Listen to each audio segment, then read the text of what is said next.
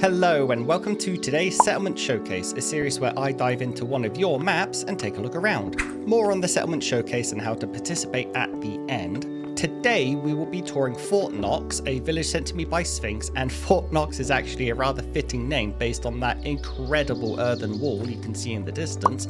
We'll check that out in a second. Right out the gate we can see that it is a whopping day 374. We have 82 villagers and apparently 2 days until the winter invasion. Thanks Sphinx, I'll try not to wipe your village out. So let's start in the core of the village and work our way out to see what Fort Knox is all about.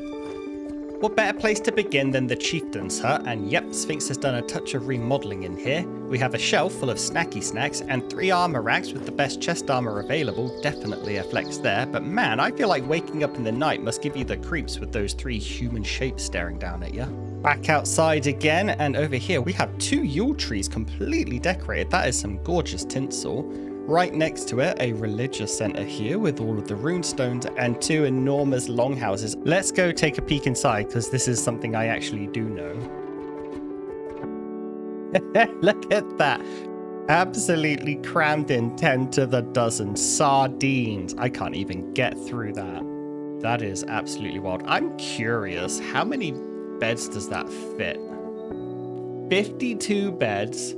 And it still has a plus 81 housing points, mostly because of all of those decorations and buildings, especially those runestones. Let's go ahead and go into the red building. I wonder what is this the same?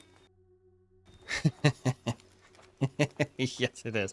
And again, I can't walk through that. I don't want to wake them up. But let's cut through the middle of town here to look at the more center of the village.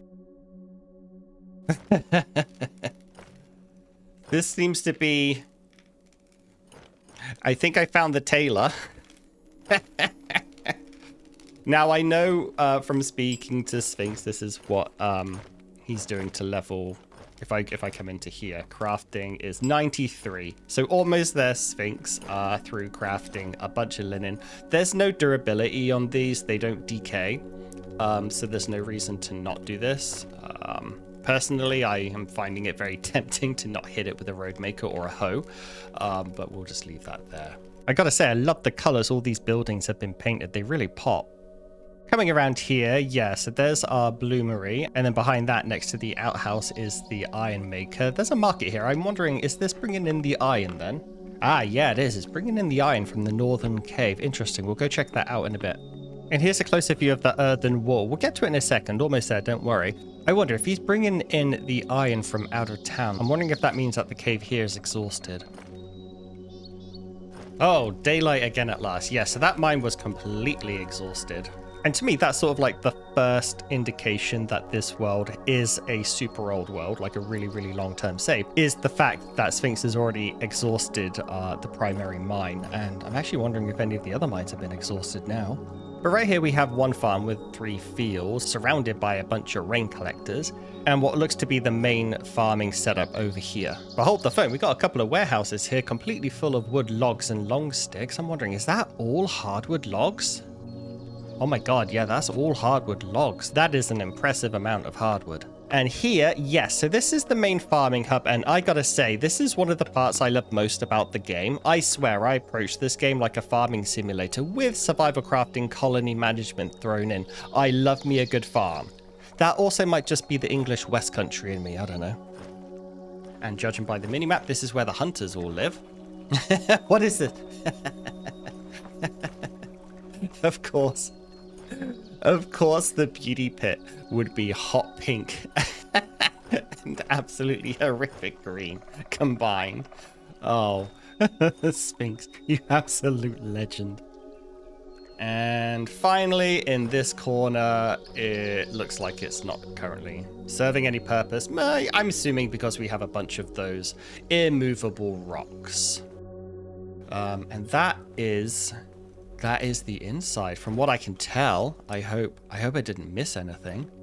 Okay, so I just reloaded the save again since we're about to go into nighttime and there's an invasion in 2 days. I don't want to get caught off guard by an invasion. But let's just take a moment right now to appreciate the sheer size and scope of this build. Now, I've never made an earthen wall. I don't know how easy it is. I don't know how long it takes, but it looks difficult and it looks like it takes a really, really long time. So absolute mad lad Sphinx there getting this done. And then just spinning behind us and seeing just again, like complete clear-cut deforestation. There's the stone Jotun there. We'll see that in a second.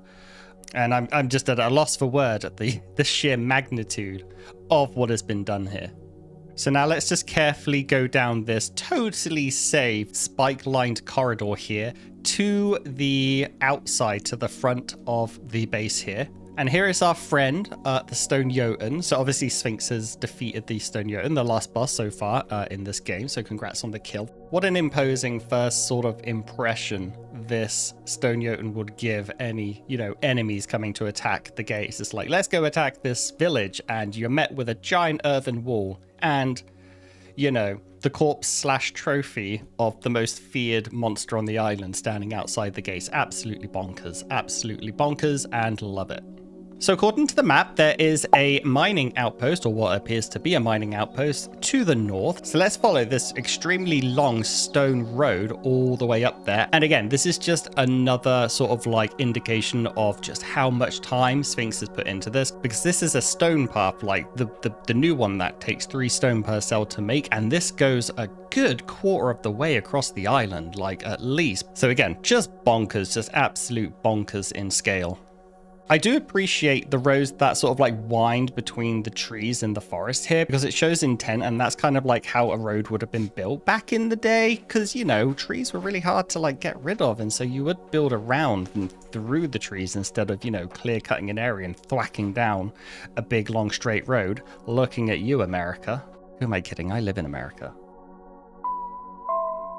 Sphinx, you might want to call a priest, mate.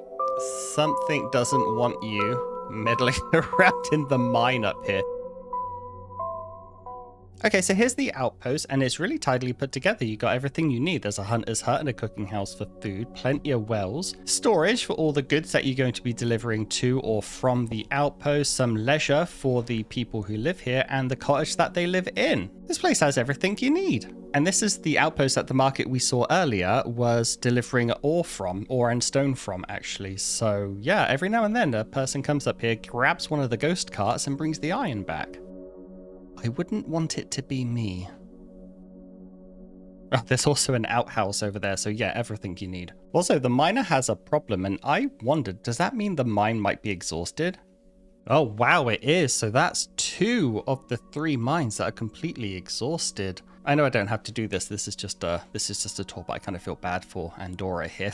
Let's just dismiss her from this eternity of waiting. But wow, just thinking about how much, again, has gone into this to exhaust 2 full mines, knowing a patch or 2 ago they refreshed them all. So wow, that is a lot of iron Sphinx has dug up there for the village. Or the villagers have dug up the Sphinx. All right, let us head south, warm up a bit probably as we go through the village. There's a bit of a blizzard going on right now. Take a look at the southern mine and then end this episode at the invasion portal, hopefully before all the monsters arrive. I do want to take a look at the mine in the south. I want to know if that is... Oh. So I'm going to assume that they're going to approach from here. It's the closest entrance to the village, through the earthen wall. And there's a patrol flag already set up, so good thinking there. And 2 guards on duty. And I'm just going to sit this out and observe and see how well the AI and this defense system works all by itself.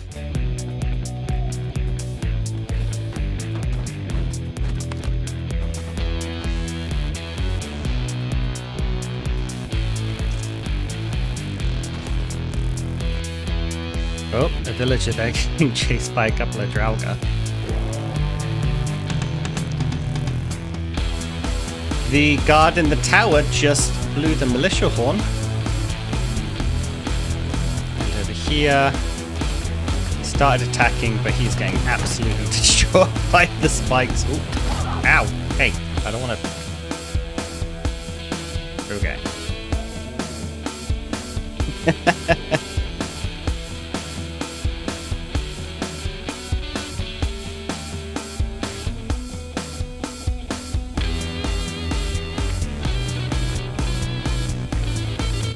I think the earthen wall is somehow making the mobs stagger in their approach as well. Maybe they are splitting up to try and find weaknesses in it, or the pathing isn't all, you know, identical at the same time. Because these guys are coming through a lot slower than when I get attacked in my village without any of these sort of like insane defenses. So I think there's like a hidden benefit with pathing.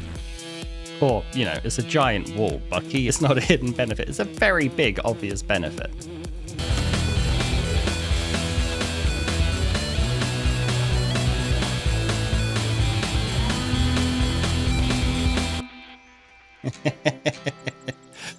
And that is a hands-free blood moon. So the earthen wall does a really good job in funneling the mobs to one singular defense point, which, you know, that's the whole point of a wall. And it's great to see that it works just completely flawlessly here. Any mobs that the AI don't sort of like pick up on immediately, and that's an AI problem, that's not a defense problem, that make it to the wall, they just get absolutely rinsed by the double spikes, as we saw. Those that survive more than a few hits from the spikes are taken out by the archer here, or one of the many foot guards on patrol outside. The last thing I want to check is I want to just take a peek down here. I want to take a little look at the cave entrance. And for that, we have to go all the way to the south, which is fine because that's where the invasion portal is anyway, where I hope to wrap up this showcase. So here we are at the third mine. It has a road leading up to it, no buildings yet. So I'm curious, has it started excavation yet? Okay, no it hasn't. So this is a brand new fresh mine. So that's actually good news for Sphinx. There's a lot of iron still in the ground for him to grow and sustain his village.